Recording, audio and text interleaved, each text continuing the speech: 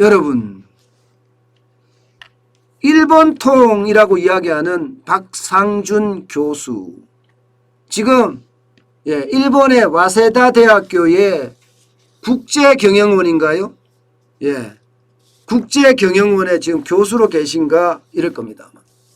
네. 쉽게 말하면요, 국제학술원의 교수로 계시네요. 국제경영원이 아니고 국제학술원의 교수로 있습니다. 이분은요, 기본적으로 이 한일 관계에 대해서 책도 많이 내고요, 또 공부도 굉장히 많이 했어요. 서울대에서 학사 석사를 받았고요. 미국의 위스콘신, 와, 굉장히 추운 동네입니다. 위스콘신에서 박사학위를 취득을 했습니다. 그리고 1999년부터 일본 대학에서 가르쳤고요. 본인이 직접 일본 주택시장의 버블을 겪었다 이렇게 이야기할 정도입니다. 그러면서 책도 많이 썼습니다. 책도. 불황의 터널이라는 책을 2016년에 썼고요. 불황 탈출이라는 책을 2019년에 썼습니다. 나름대로 일본통이라고 이야기할 수 있는 그런 분이에요. 그런데 이분이 대한민국 부동산 시장에는요, 쉽게 말하면 일본식 불황은 안 온다 이런 얘기예요. 그 근거로 전세 제도를 들었습니다. 그대로 이야기를 하면 한국 주택시장의 구조가 일본과 많이 달라 일본식 버블 붕괴는 없다 이렇게 주장을 했고요. 그러면서 한국에는 세계적으로 독특한 전세 제도가 있어 집값 하락의 버팀목 역할을 한다 이러면서 일본식 불황은 없다, 이렇게 아예 탁 못 박았습니다. 여러분들은 어떻게 생각하세요? 이게 말입니다, 우리 정부 관료들은 지금까지 줄기차게 뭐라고 했습니까? 집값이 꼬꾸라진다 이렇게 이야기했습니다. 집값이 꼬꾸라진다. 사실 대한민국의 집값을 보면요, 굉장히 오랫동안 올라갔습니다. 굉장히 오랫동안. 그냥 이 지표로 보겠습니다.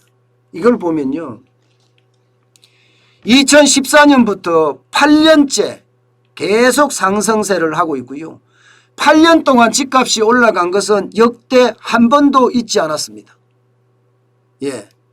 1997년에 외환위기에서 우리가 벗어나면서요, 2000년대 초중반까지 집값이 올라간 적은 있어요. 99년부터 시작해서 5년 연속 2004년까지 올라간 적이 있습니다. 2003년까지인가 올라갔을 거예요. 그러다가 2004년부터 다시 마이너스로 돌아섰습니다.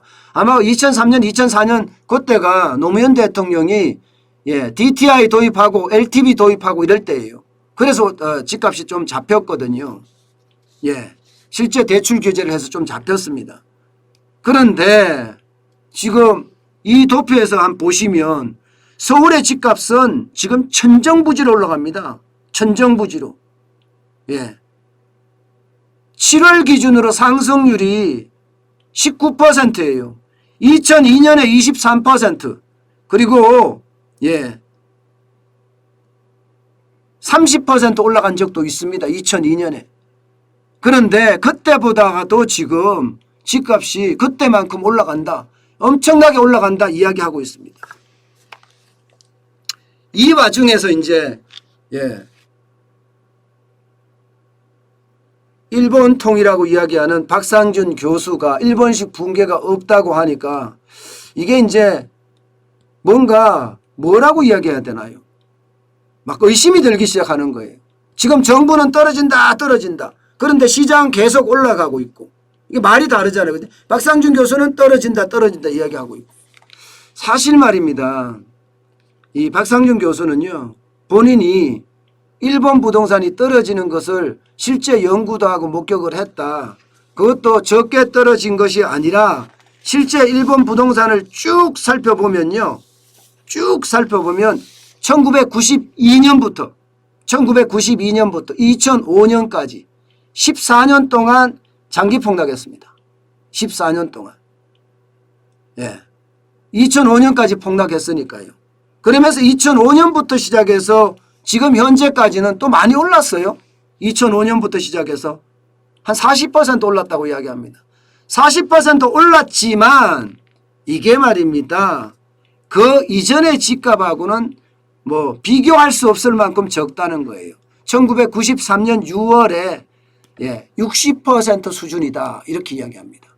아직까지도 집값을 회복을 전혀 못했다는 거잖아요. 그럼 지금은 어떠냐? 지금도 일본은요. 이게 자산의 정식 수단으로 부동산을 사지는 않는다는 이야기. 전세 제도도 깐깐해서요. 세입자가 살고 싶으면 계속 살 수 있다는 거예요. 내가 들어가고 싶어도 쉽지 않다는 겁니다. 일본은 부동산이 완전히 잠겼다 이렇게 이야기합니다. 젊은 사람들이 집을 살 이유가 없습니다. 집을 살 이유가. 전세에 살더라도 뭐 부족함이 없기 때문이에요. 예.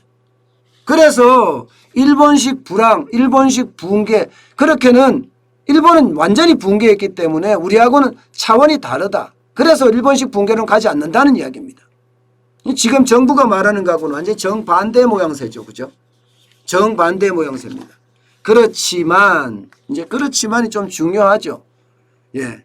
너무나 많이 올라간 것은 누구나 인정하는 부분이, 이게 공급이 일어났을 때 일본식으로 그렇게 갑자기 폭락, 뭐 14년 동안 폭락한다 이런 일은 일어나지 않겠지만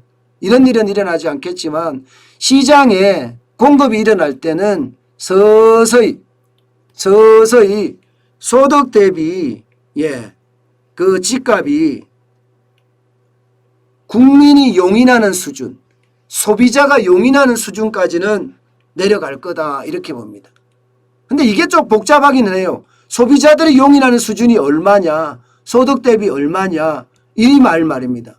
사실 지금 소득 대비하면 우리가 직장 생활을 딱 시작을 해서 열심히 하면 한 10년 만에 집을 살 수 있다. 뭐 이 정도의 생각? 예, 이 정도의 생각? 그러면 우리나라 중위임금이 10년 동안 일했을 때 집을 살 수 있다. 뭐 이런 기준을 둬야 되는 것 아니냐. 뭐 그런 이야기도 지금 하고 있기는 합니다. 이 말은요, 결국 서서히 떨어질 수 있다는 이야기예요. 일본처럼 폭락은 없고요. 예, 공급이 일어나면 그만큼 천천히 줄어들 거다. 게다가 대한민국의 전세 제도가 이 폭락을 막고 천천히 뒷받침해 줄 거다. 이런 얘기를 지금 하고는 있습니다. 여러분들 생각은 어떠세요? 저는 좀 생각이 조금 다릅니다. 예, 생각이 조금 다릅니다.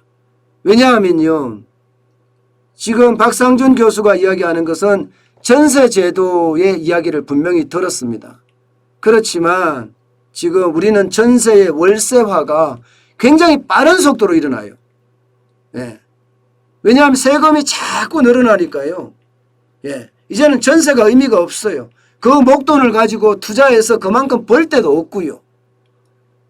예를 들어서 전세금을 받아서 뭐 은행에 저축을 넣어놓더라도 이자가 나와야 될 거 아니에요. 이자가 1%밖에 안 되니까.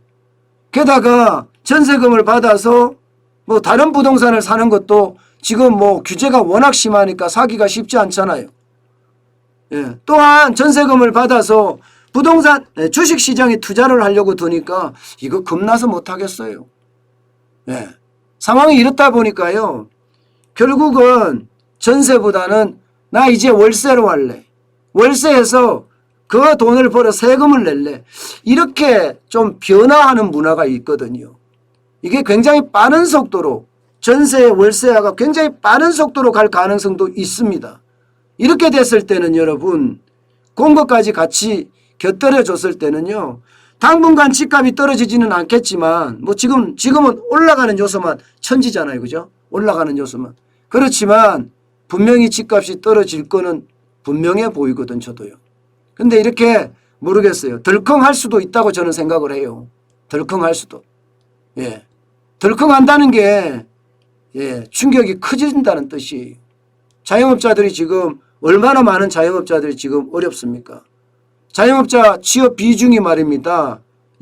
25%에서 지금 20%대로 줄었어요. 실질적으로 한 4.6%가 줄었는데 자영업자가 망가진 게 126만이라고 해요. 126만.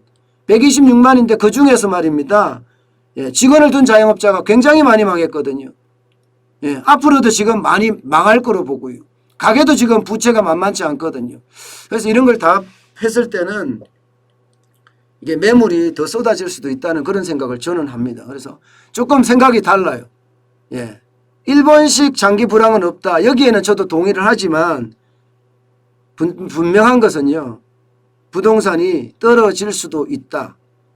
덜컹거릴 수도 있다. 저는 그렇게 생각을 합니다. 당분간은 일어나지 않습니다. 당분간은. 그러나 이제 권력이 바뀌고 또 새로운 정책을 쓰기 시작해서 안정화 국면에 들어섰을 때는 많이 달라질 겁니다.